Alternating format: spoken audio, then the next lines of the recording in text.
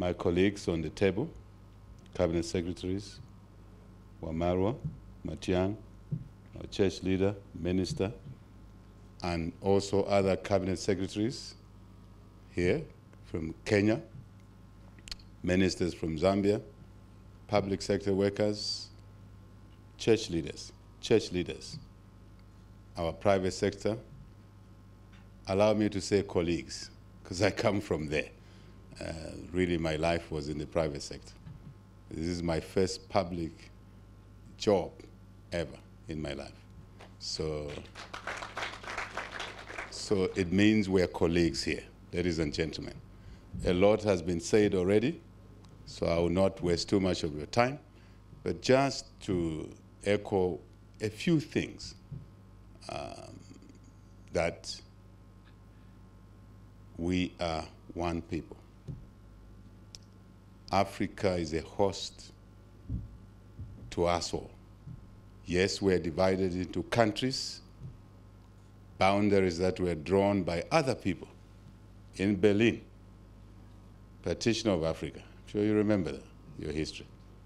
So African peoples were cut, like here, some are Kenyans, same family, some are Ugandans, some are Tanzanians, same family. Some are Somalians, same family. So we are one. And the challenges that we face squarely lie on our laps. And it's high time we took responsibility to resolve those challenges. I think that's my headline message.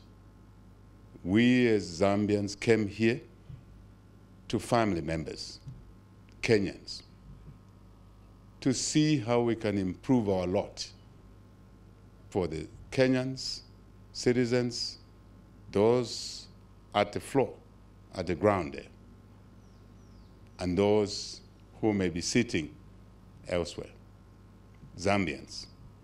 Collectively, we work together, as you heard from my colleague from the business community, that in the 80s, we were already doing quite a bit together.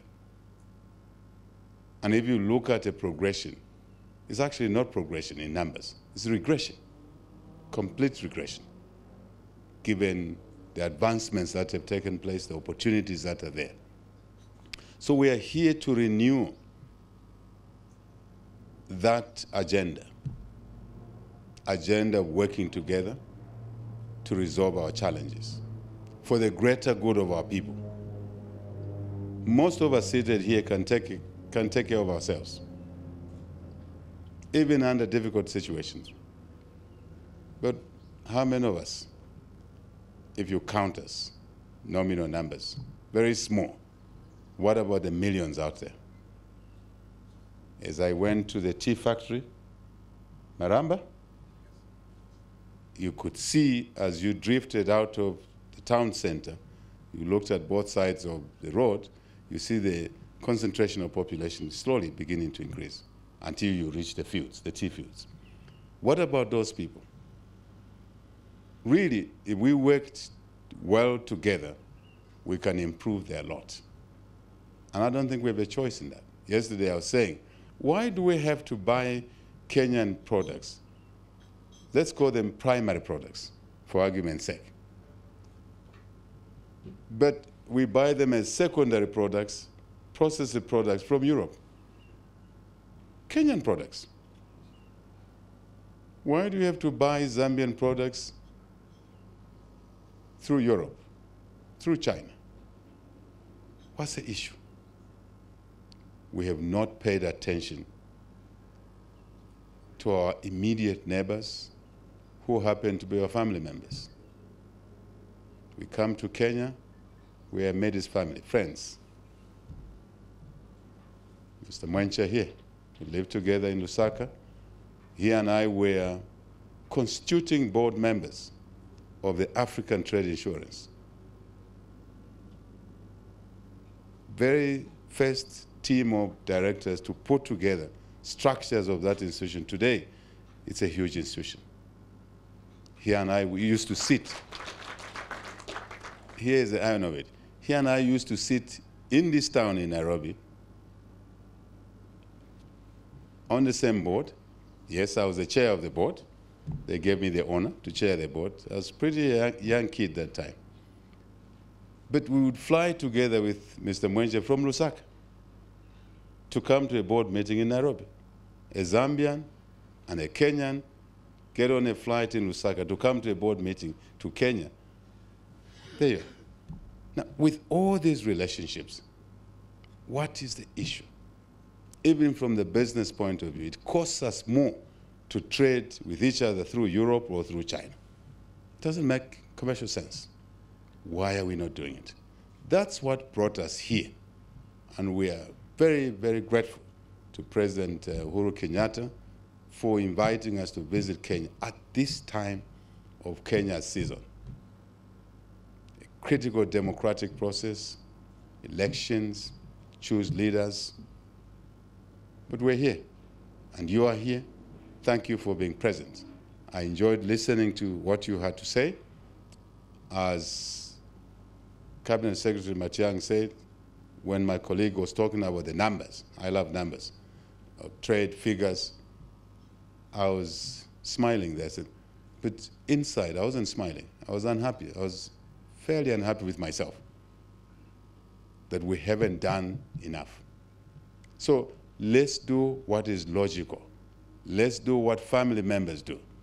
Before we go outside of the house to seek solutions, we find someone amongst us in the house to remedy that which is challenging us.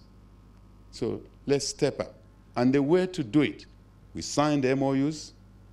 Old MOUs were signed between our independence leaders, Mzee Kenyatta, and President Kaunda. They're sitting on our shelves. So now we have come to sign more, to close the gaps. Let's assume there were gaps. But we have not implemented those things we agreed in the 70s and 80s. We are here to remind the Kenyans and the Zambians, let us do justice. Let us do what is logical. Let's do what makes commercial sense. So we have signed, but the taste of the pudding is in the eating, so the English say. So transactions, business community, transactions. We, the leaders, you call us. We're actually your servants. Have done step one. Now it is you. It is us together. Let's have the transactions. Let's have the trade activities, investment, joint, people to people, business to business, government to government, Africa. Let's do it. We've agreed with President Kenyatta that even when he exits office, he has carved himself a role in this agenda to bring countries' businesses together, not in conflict, not what's going on, simmering DRC and Rwanda. No. That takes away, sucks our energy, takes resources in the wrong place. Not what we have for us next door, the northern Mozambique, Cabo Delgado. Conflict, extremism, no. We want to release time, resources to trade, investment. So we challenge, we invite.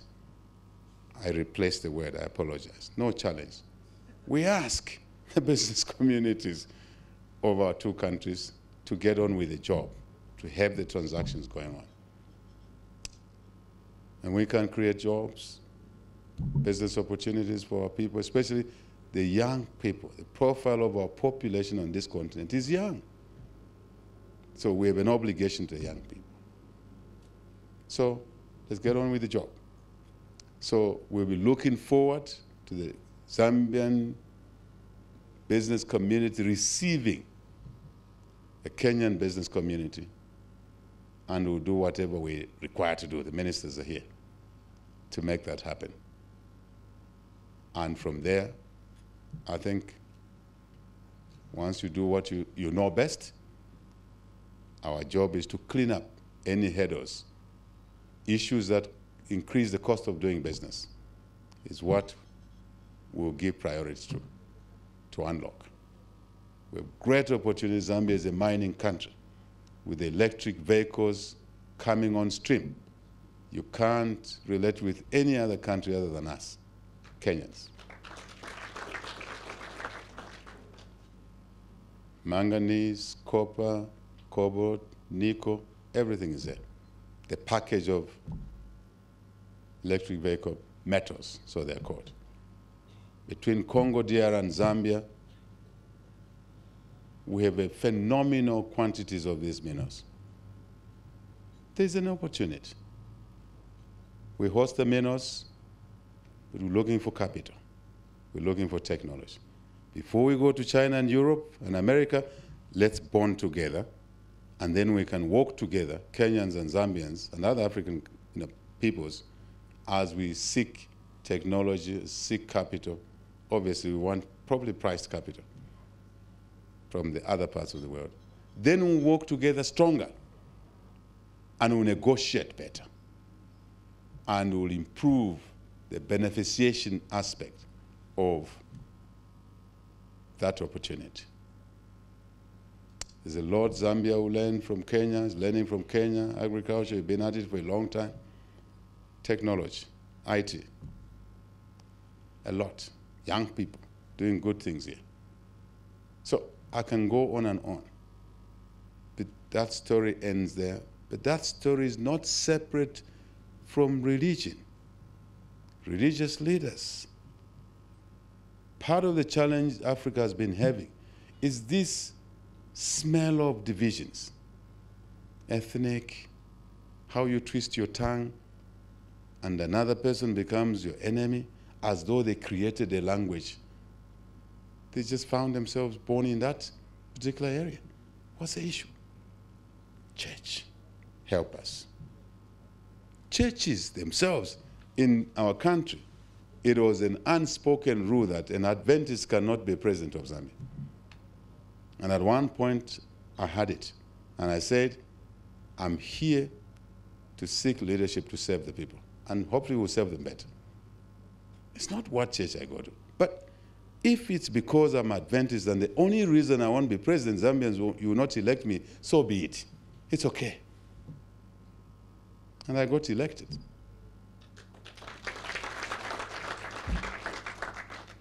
By a huge majority across the country. There was no issue of this tribe, this what. No. So the church in our country had to answer questions because they allowed that divisive language of tribe, of churches, who belongs to this church. And I asked the church in Kenya, help this country to glue itself together.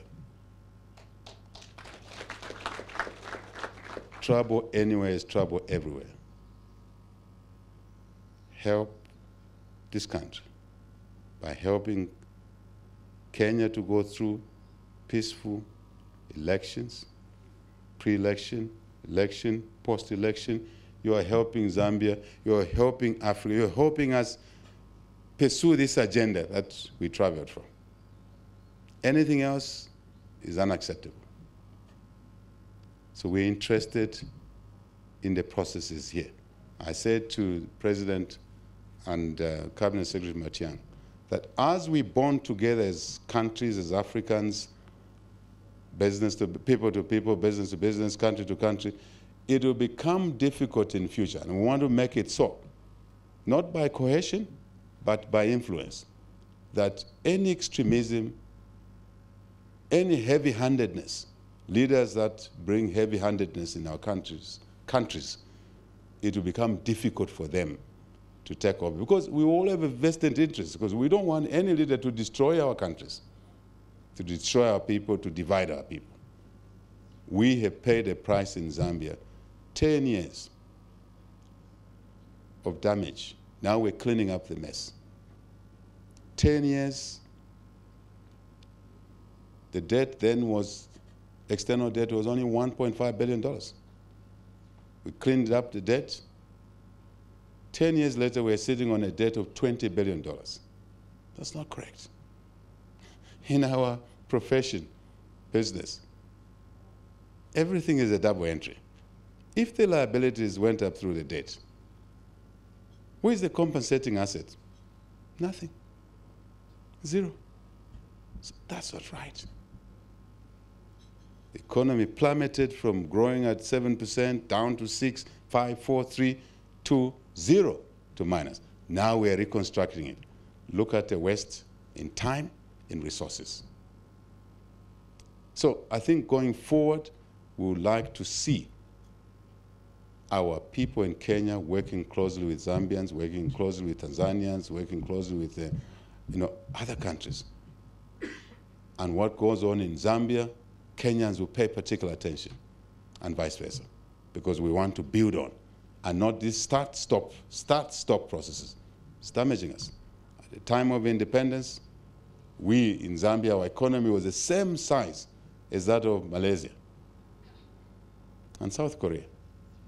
Today, I look for a hole to hide when I look at where Malaysian economy is, South Korean economy is. I think that's a story for most of our countries. Something wrong. And it starts with us leaders to correct that which is wrong. So we'll take this agenda to the SADC, COMESA platforms, hopefully East African Community, ECOWAS, AU table to change the narrative so we can be decent and responsible to the needs of our people. So church leaders, you have a very important role. The people you are serving are the same people that Cabinet Secretary Wamalwa is serving. They're no different. We're not different. We're one. Just combine our efforts. Once more, as I sit down, thank you for the lunch. Thank you for the hospitality. My colleagues, I think, will speak in other platforms about the courtesies Kenyans have given us. But more important, let's implement what we've agreed. And the business community are not outside of this. You are integral to this. Where we go wrong, tell us, as the church does. But we pray for Kenya's peaceful elections. As I sit down, I have a message, very short message of peace for the people of Kenya as they vote. Moyo wangu omuna ulijindi chelele chiwotundi munyonene limwimwini walo andileshe limwimwini andileshe. God bless you. Thank you.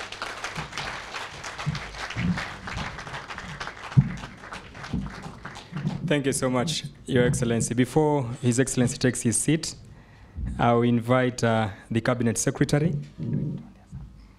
I'll invite the Cabinet Secretaries, all the 4 Cabinet Secretaries, 2 on the right and 2 on the left, kindly. The escort of honor, Cabinet Secretary Wamalwa, and the 2 other secretaries. On behalf of all of us, I will invite the Cabinet Secretaries to give a token of appreciation to His Excellency. This is a watchful Moran, Your Excellency, kindly. This Moran indicates that we have bestowed you the role of a prayer Moran. You'll be praying for your country and also for our country. Your readiness to serve, your steadfast to serve. Let's appreciate His Excellency as he receives that Moran, which is a watchful Angolan Moran.